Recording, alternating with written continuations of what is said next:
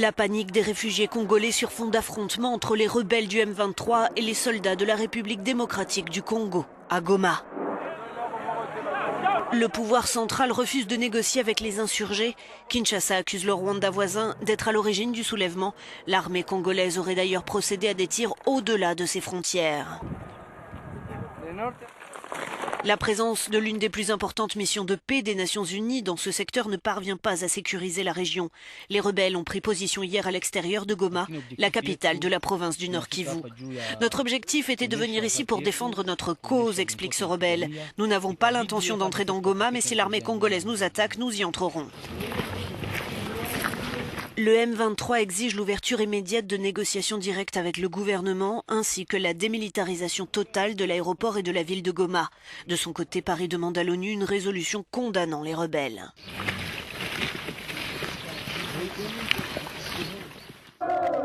Il court vers la frontière. Le Rwanda n'est qu'à 200 mètres et ses hommes aimeraient bien s'y rendre. Pour eux, Kigali héberge et soutient la rébellion du M23, celle qui mène des attaques dans leur région et qui s'empare de territoires. Qu'on nous laisse rentrer au Rwanda, nous n'allons pas nous battre. Nous voulons juste montrer à Kagame qu'il nous fait souffrir. À Beni, les Congolais sont massacrés et ici, on veut nous terroriser. Nous disons non, ça ne doit pas se passer comme ça. L'armée arrête les manifestants à quelques mètres du point de passage, mais dit partager leur colère. Le Rwanda ne nous émeut pas, ne nous fait pas peur.